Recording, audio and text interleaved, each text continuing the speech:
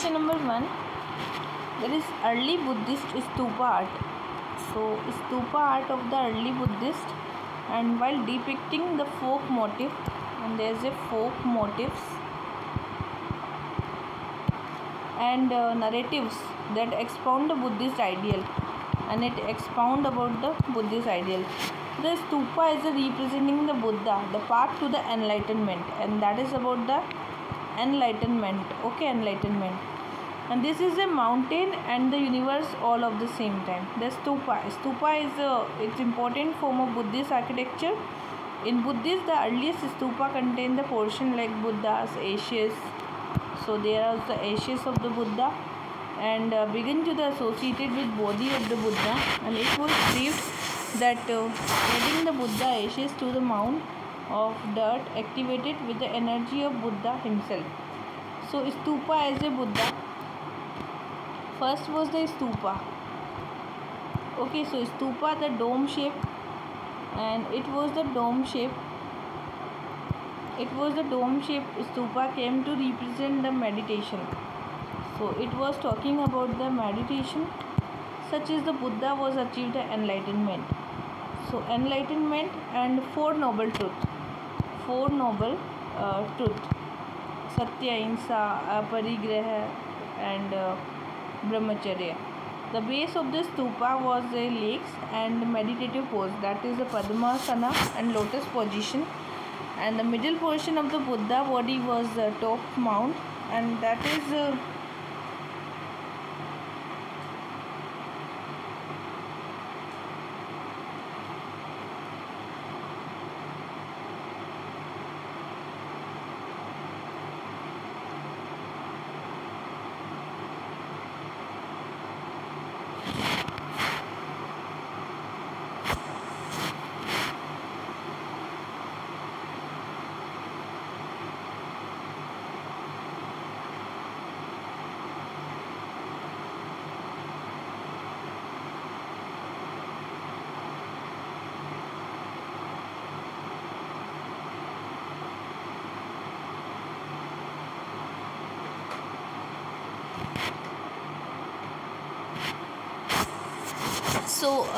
I was talking about the Buddha, and it was one of the early sutra has instructed that were buried as a stupa, and at the closing of the mythical four great roads. If one think of the stupa as a circle, it was a circle or wheel. Okay, it was a circle or wheel, unmoving center symbolizing the enlightenment. Many stupa are placed on the square base, and there was a square base, and four sides represent the four directions, and each side often gate in center which allow the practitioners to the enter from the gate. Each gate also represent the four great life like Buddha birth. Birth is symbolizing the enlightenment, which is first sermon.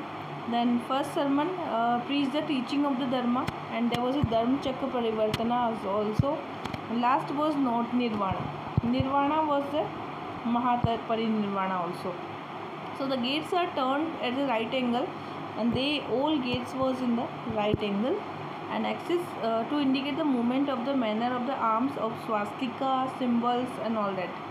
So the Torana was a gate in guiding the practitioners in the correct direction and understanding of the four noble truths, and that was a Toran. Okay, Toran was guiding the Buddha. Okay, so this Pradakshina Path was also there, and this Pradakshina Path was a parikrama, and there was a Pradakshina Path in the temple. Like this was a circumambulatory path, and there was a Pradakshina Path, and that was for the parikrama. Endless for the rebirth, it's for the rebirth. Okay, and that was samsara, and hub of the wheel enlightenment. This walking meditation stupa of the Pradakshina Path enable the practitioners to visualize the enlightenment, and the practice of building stupa or spread the Buddhist doctrine. That was in Nepal, Tibet, Bhutanese, Thailand, Burma, China, and function remains essential. Okay. The next one is a Krishna Devacharya. Krishna Devaracharya. Krishnadevacharya. Okay, Krishnadevacharya is a king of the Vijayanagara, and was not only accomplishing the scholar himself but was also great patron of learning and literature. So Krishnadevacharya, that was accomplishing as a scholar. He was a scholar, and it's a patron of literature. Abhinav Bhoja was the patron of literature, and in his court there was a Abhinav Bhoja, and he was for the literature, and he wrote the Telugu Amukta Malyada.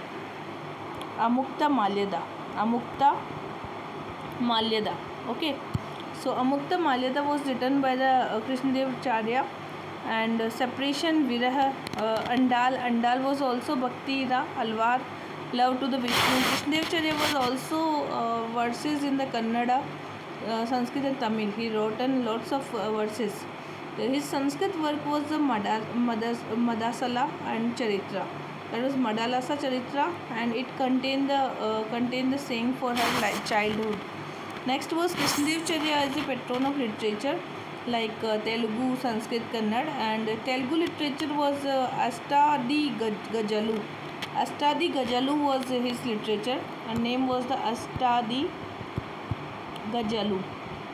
Astadi Gajalu was his literature. Okay, and among these Alasani Pedana, he was also given the Andhra Kavita and Pitamaha.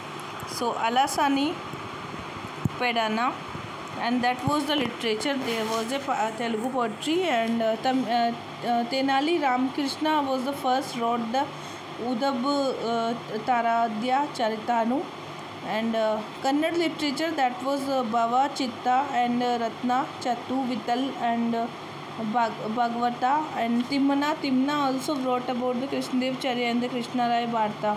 So these all was the poets' names. These names are from the South India, like Andara Kavita Pitamaha, that was Alasani Pedana wrote the Andana Kavita Pitamaha. Telugu poetry of the father, and that was by the Pedana. And Prabandha period was empire, was quality of the Prabandha literature. And Kannada literature Malanarya Kannada poet, and Bhava Chitta, this is also the Kannada literature. Timna wrote the eulogy of the Krishnadev Rai, and Sanskrit literature was also brought here, and that was Rajguru too, the Vyas Tirtha and the Rajguru, and Advaita philosophy was also propellant in that era. So this all was about Krishnadev Rai. Next question is about the ancient civilization of the Indian. So about the civilization of Indian, different from the Egypt and Mesopotamia and Greece. Okay, this Greece, Egypt and Mesopotamia, in that culture and tradition have been preserved without a breakdown to present day. So India, Egypt and Mesopotamia and Greece are the locations, some of the oldest civilization, while the present has seen a breakdown from the past. And Egypt, like construction of the large structure pyramid. So pyramid structure was presented in the Egypt civilization. Okay, and Mesopotamia produced a multiple empire of the civilization, and Jews and Poseidon was also living there. Jews gods and the Poseidon gods. But now the country largely followed the Christianity, and presently they follow the Christianity. Before that there was a Jews was living there, and Poseidon. Mother goddess Pashupati Shiva, Proto Shiva. This Harappan civilization, they given this यजना, वैदिक time में यजना होते थे, poetry, chess, games and bangles, and drainage system was also very good. Granary was also in the Indus valley civilization. Varna system was in the early Vedic, and wheel and bullock cart was also in the Harappa. And Veda, Upanishada practice was in the Hinduism, that maintaining the generation. Ritual is also ritual bathing and the great bath of the Mohenjo-daro, which is also taking dip into the many of the holy river. So these all was related to the civilizations. Next question is question number 4. Mesolith. Mesolithic rock cut architecture. Rock cut architecture. Mesolithic rock cut architecture of India not only reflect the cultural life but also the painting. So the Mesolithic rock cut architecture in India consists largely depiction of the hunting scene, and there was a hunting scene. Okay, hunting scene, and these show the clearly the weapon used, the barbed and pointed stick and bow and arrow, and there was a bow, arrow, and pointed sticks, and there was a sticks, bow and arrow. Okay, and this these are also depiction of the communal dance and musical instrument, mother and child, pregnant women, and burial ceremony, and drinking men and the dead animal. All of this allow us to see the cultural life, and the rock cut architecture of India is much similar to the sculpture. So the construction paid the attention to the detail. Okay, so this is about the rock cut architecture. Modern paintings providing the freedom and the autonomy, and modern art has the autonomy. So this method, particularly with regard to the use of the colors, concept, design, structure and texture. Now next question is about to what extent the urban planning and culture of Indus Valley civilization was the input to present urbanization. So Indus Valley civilization, okay. So Indus Valley civilization ahead its time, way of the organizing form. Why? Because we can see in the Indus Valley civilization find source of various larger perspective. We can see the urban system, urban planning. Okay, first is the urban planning of this system. Second was the perpendicular alignment of the road. Okay, so perpendicular alignment of the road. So this was the perpendicular alignment of the roads was there. Crossroads, large scale drainage system, and drainage system was also very good. In this time, and trading was also there. Trading, and one more thing. First is the trading. Okay, and second is the granaries was also there. Drainage system I discussed before. Food godowns was also there. Godowns was also there, and ports was also there. Port Lothal and the Chandughado port. Okay, dockyard. Fashion designing, currency, dwelling houses, and in vitro fertilization was also, like segregation of the cities and divided into protected area of the ruling class, and dwelling houses was also, segregation of the cities was also motivated from the IVC, Indus Valley civilization. Sorry for that. Okay, craft, season, pottery, and this religion and the ornament, amulets was also there. Currency, fashion designing, ceramics and secularism was also there. So this is all designing, and the gradual evolution of the designing is because of the Indus Valley civilization. Now next one is Gandhara sculpture. Here, Gandhara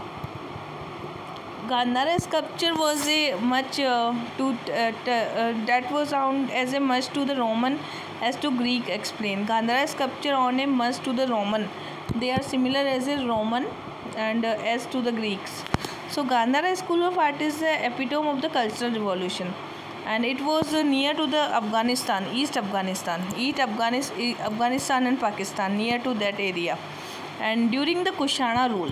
And during the Kushana ki rule mein this was flourished, and Gandhara sculpture was an important part of the depicting the sculpture of Buddha, influencing greatly by the Greek culture, and it was influenced by the Greek culture. Okay, so Buddha under this projection of the Greek god Heraka, and very concept of main god is attributed to Greek. So Buddha mythological like a statue can also be related to the Greeks. Gandhara sculpture में एक Apollo like face था उसका. So Buddha was like a Apollo and dressed the garments resembling Roman empirical statue also. Youthful Buddha, Apollo, and Gandhara sculpture incorporated many motifs and techniques, and like scrolls, cherubs, bearing garlands. So garlands was also there. And what kind of things with this? Also the similarity with the standing Buddha found at a Mardan to Roman emperor statue.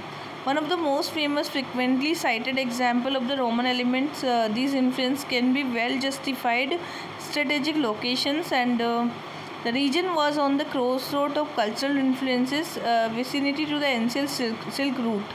to the India. So the Roman Empire was vicinity to the ancient Silk Route passage to the India. That is important for the Roman Empire. And in Gandhara there was a wine stall, cherubs bearing garland, tritones and the centaurs. These are realistic sculpture of Buddha is associated with the Romans. And that style of the Gandhara consists of the adoring the wall and surface around the exterior of the shrine. Also similarity with the standing Buddha. Okay, so this face was very like Apollo like face, dressed in the garment resembling Roman empirical statue. Okay, so this is all youthful stage of the Buddha that was in the Gandhara art. Now next question is about Takshashila. So next is about the Takshashila University. Okay, Takshashila University. It is one of the oldest university of the world with which were associated a number of the renowned learned personality of the different disciples. Its strategic location is framed the flourish to the Nalanda, and it is not considered as a university in the modern sense. So Takshashila University was existence of the 10th century to 5th century ECE. Okay, and in modern day of Pakistan, and today it is in the Pakistan, and reached to the peak glory during the Achaemenian Empire, and that was glorified in the Achaemenian Empire. Okay, and associated with the Alexander, Ashoka and Chanakya. So Ashoka was also from this university, Alexander was also Alexander, and Chanakya was also there. Chanakya was also from there, and Chandragupta Maurya was also there, and Charak was also from there. Depict the greatest further, which themselves were heavyweight personalities and administration. Takshila is a crossroad of the mighty empire and vicinity of the ancient maritime route, and its vicinity was ancient maritime route. Okay, so it was more like segregation of the educational hub, and that was Guru Shishya norm, and these are no fixed curriculum, but system was a residential and fixed particular lecture hall was also there. All of these were present in Nalanda University. Nalanda was a rich library, lecture hall and meditation room was also there. Nalanda to be the university in modern sense. Subjects taught in Takshashila were primitive in nature, which included the Vedic literature, hunting, archery, which is no way can be considered as a modern university education. Where Nalanda, the subject taught were the mathematics, science, astronomy. University education till the student coming to the acquire the education in Takshashila. Nalanda student from far Turkey, Korea, Japan and Tibet. And Nalanda is a very fact that concept of university was in place of the appreciable. Takshila not considered modern like Nalanda, but it sowed seeds for the university education. So Takshila was the earliest university which sowed the seed for the Nalanda as a modern university. Okay, and it was should not noted that Takshila University was into being much before the Nalanda, and a very fact concept of the university was in place of the appreciable. Okay, now this was about the universities. Now next one is a Sufis and the medieval mystic saints. Okay, so this saint was failed to modify either the religious ideal or practices or the outward structure of the Hindu-Muslim society. Sufi and the medieval mystic saint evolved the reaction of the orthodox and tyrannical practices, like orthodoxy and the superstition was very normal in that time. Okay, so these attained the fame due to the message of the divine peace, harmony, love, humanity and the attainment of the love. So it attracted the common men. Their main aim was to spend pious life and recite name of the God and get rid of evil practices. So in spite of their persistent teaching, it failed to modify any considerable religious idea and practices the evident from the continued idol worship, human and animal sacrifices, untouchability and sati practice, polygamy, pathetic plights of the women and child marriage, so on. So they were against all this kind of the activities, and the religious were still dominated by the obscurantist and superstitious prized interpreting the religious for their own advantages. So that was the reason behind that Sufi and the medieval mystic poets were not that much flourished. Sufi and the medieval mystics and did not have the defined vision to bring the religious change across the subcontinent. These movements were localized in the nature and lacked any considerable institutional setup. So they undoubtedly delineated social evils but failed to provide an alternative solutions. Gradually, this movement evolved a Guru Shishya practice, and all these factors together acted as a modifying the religious ideas. Okay, so it must be mentioned that sole objective of the Sufi their movement was to propagate the idea of devotion of the god, and they never made attempt to work for the modification of the society. So this was about the Sufi and the Bhakti. Now next question is about through the very useful from the point of view connected political history of South India. So discuss about the Sangam literature and portrayed the social economical condition remarkable vividness comment. Earlier classical Tamil literature. So I am talking about the Tamil literature known as a Sangam, and this is known as a Sangam literature. Sangam were the ancient academics Tamil poets author gathered the periodically published their work. The work was collected into 18 anthologies, and this 8 anthologies lyrics 10 was poem. So there was lyrics and poems, both form of the anthologies was there.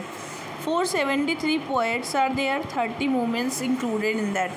Ahem was a inner field, deal with the personal human aspect. Ahem was for the inner field. Okay, and work of not only useful from the point of view political history, but Puram was talk of the public sphere, imaginary, and they indulged the hero worshipping and exaggerated certain settlement mentioned in the poems, corroborated by the archaeological evidences also.